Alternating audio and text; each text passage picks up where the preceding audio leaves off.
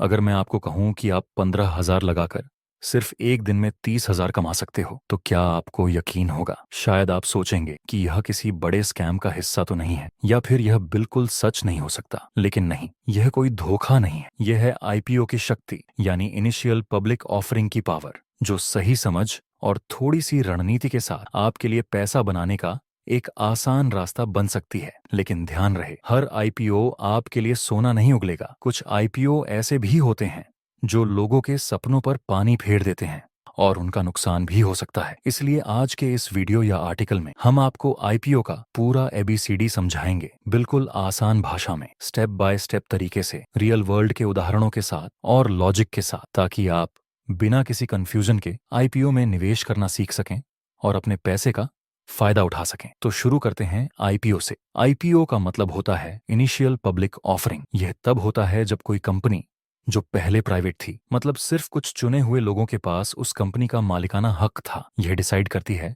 कि अब वह अपना ओनरशिप पब्लिक के साथ शेयर करना चाहती है। यह एक तरह से कंपनी का पहला पब्लिक अपीयरेंस होता है, जैसे किसी सुपरस्टार का फिल्म इंडस्ट्री में डेब्यू। अब तक सिर्फ इनसाइडर्स जैसे फाउंडर्स या वेंचर कैपिटलिस्ट्स उस कंपनी के बारे में जानते थे, लेकिन आईपीओ के बाद किसी भी आम आदमी को भी उसका शेयर होल्डर बनने का मौका मिल जाता है। सोचिए, आपके एरिया में एक छोटी सी बेकरी है, नाम है स्वीट ट्रीट्स, जिसकी केक इतनी पॉपुलर हो गई है कि अब वह बड़ी चेन बनाना चाहती है। हर सिटी में एक आउटलेट खोलना चाहती है, लेकिन इसके लिए बड़े पैसों की जरूरत है। बैंक से लोन लेने से अच्छा वह डिसाइड करती है कि लोगों से पैसे उठाए और बदले में उन्हें अपने शेयर्स दे। यही है आईपीओ, जब बेकरी या कोई भी कंपनी आपको कहती है तुम भी हमारे साथ पार्टनर बन जाओ, थोड़ी सी राशि लगाओ, और अगर कंपनी ग्रो करती है तो तुम्हारा भी फायदा होगा। ये प्रक्रिया आपको एक नए बिजनेस में हिस्सा लेने का मौका देती है, और यह मौका बहुत बड़ा हो सकता है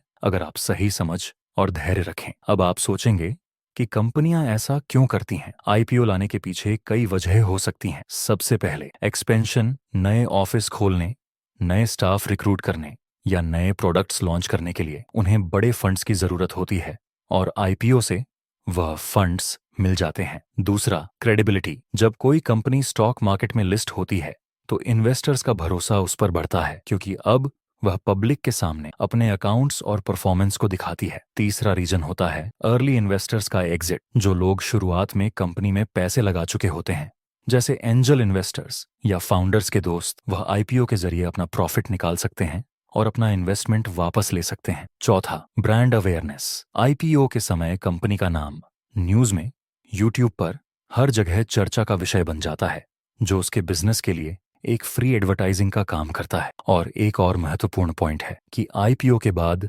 कंपनी की वैल्यूएशन क्लियर हो जाती है, मतलब मार्केट में उसकी कीमत कितनी है यह सबको पता चल जाता है, जिससे फ्यूचर प्लानिंग और फंडरेजिंग भी आसान हो जाती है। लेकिन आईपीओ लाना कोई आसान काम नहीं होता। इसके बाद कंपनी को हर क्वार्टर के फाइनेंशियल रिजल्ट्स पब्लिक करने होते हैं, नियमित ऑडिट्स से गुजरना पड़ता है, और SEBI, securities and exchange board of India के सख्त नियमों को फॉलो करना पड़ता है, जिससे फुल ट्रांसपेरेंसी और डिसिप्लिन मेंटेन करना जरूरी हो जाता है। ये सब कंपनी के लिए एक बड़ी जिम्मेदारी होती है, लेकिन यह इन्वेस्टर्स के लिए भी सुरक्षा का एक लेवल देता है। अब बात करते हैं आईपीओ के प्रोसेस की, जो एक सिस्टमैटिक और स्टेप बाय स्टेप सिस्टम पर काम करता है। सबसे पहले कंपनी अपने अंडरराइटर्स अपॉइंट करती है। ये इन्वेस्टमेंट बैंक्स होते हैं, जैसे गोल्डमैन सैक्स या मॉर्गन स्टैनली, जो आईपीओ की प्लानिंग, प्राइसिंग और मार्केटिंग संभालते हैं। फिर कंपनी एक डॉक्यूमेंट बनाती है जो कहता है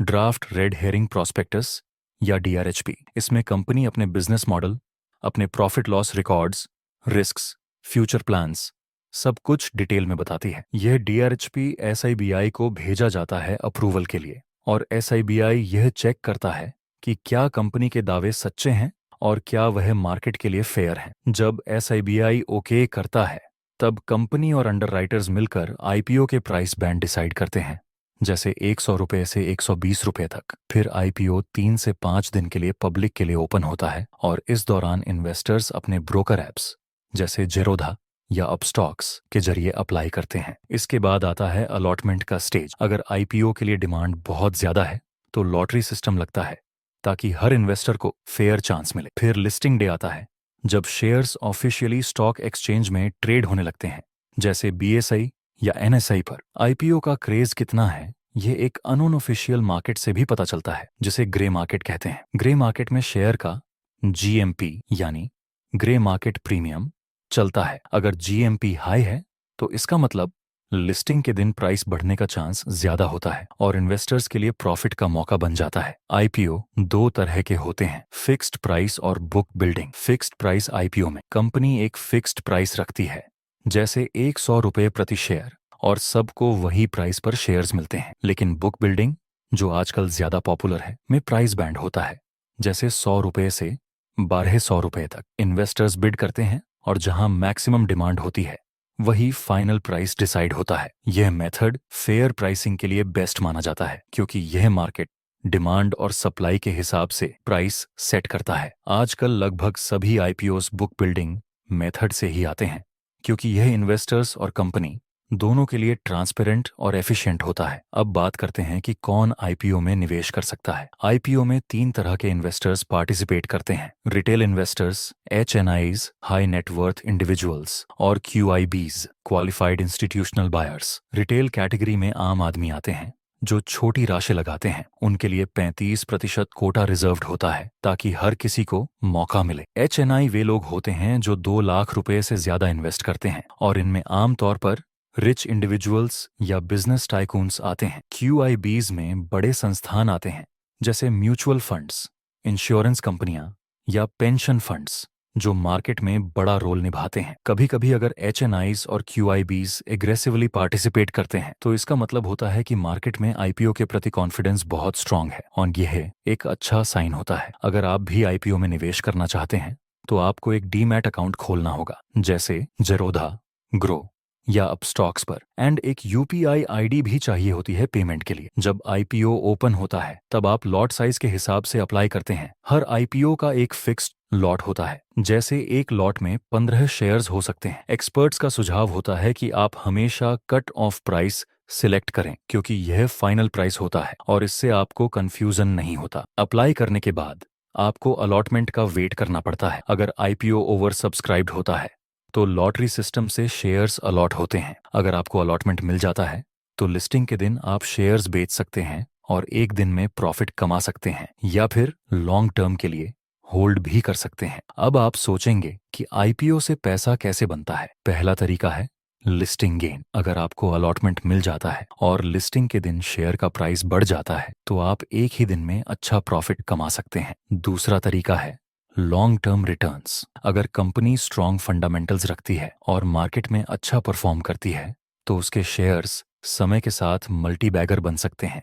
जैसे इन्फोसिस का IPO 1993 में ₹95 पर आया था और आज इसका प्राइस 1400 से भी ज्यादा है। अगर किसी ने उस समय ₹10,000 इन्वेस्ट किए होते तो आज वह करोड़पति बन सकते थे। तीसरा तरीका है पोस्ट लिस्टिंग बाइंग। कभी कभी IPO के बाद शेयर का प्राइस थोड़ा गिर जाता है, लेकिन अगर आपको लगता है कि कंपनी का लॉन्ग टर्म पोटेंशियल अच्छा है तो वहां बाय करना एक स्मार्ट मूव हो सकता है। लेकिन यह भी सच है कि हर IPO पैसा नहीं बनाता। कई बार कंपनियां सिर्फ हाइप क्रिएट करती हैं, उनके फाइनेंशियल्स वीक होते हैं, लेकिन लोग फियर ऑफ मिसिंग आउट में पैसा डाल देते हैं। ऐसा होता है जब IPO ओवर वैल्यूड होता है, यानी उसकी कीमत मार्केट से ज्यादा रखी जाती है और लिस्टिंग के दिन ही प्राइस नीचे गिर जाता है। कॉमन मिस्टेक्स जो लोग करते हैं वह हैं DRHP नहीं पढ़ना, सिर्फ मार्केट के हाइप पर भरोसा करना, कंपनी के लॉन्ग टर्म फंडामेंटल्स को इग्नोर करना, और एक ही UPI ID से मल्टीपल एप्लीकेशंस डालना जो SIBI के नियमों के हिसाब से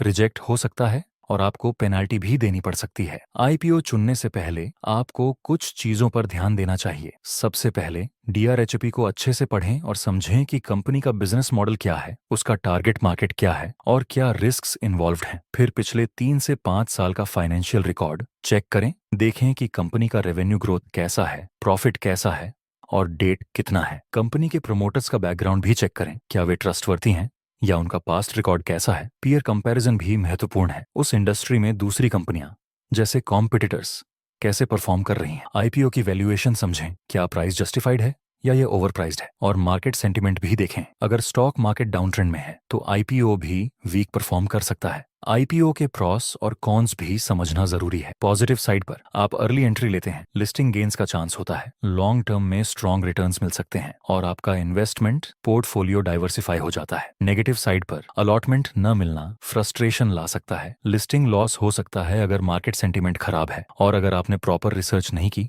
तो रिस्क बहुत हाई हो जाता है। लॉन्ग टर्म पेशेंस भी चाहिए होता है, क्योंकि हर आईपीओ इंस्टेंट रिच नहीं बनाता। आईपीओ अलॉटमेंट के लिए कुछ स्मार्ट टिप्स भी हैं जो आप फॉलो कर सकते हैं। सुबह 10 से 11 बजे अप्लाई करें, जब ब्रोकर्स के सर्वर्स कम बिजी होते हैं, ताकि टेक्निकल इश्यूज से बचा जा सके। हमेशा कट ऑफ प्राइस चुनें, खासकर बुक बिल्डिंग आईपीओज में, क्योंकि यह आपको बेस्ट वैल्यू देता है। एक पैन कार्ड पर सिर्फ एक एप्लीकेशन डालें। अगर आप मल्टीपल एप्लीकेशंस डालेंगे तो वह रिजेक्ट हो सकता है। अपने फैमिली के पैन कार्ड्स का इस्तेमाल करके मल्टीपल एप्लीकेशंस डाल सकते हैं, जिससे आपका अलॉटमेंट का चांस बढ़ता है।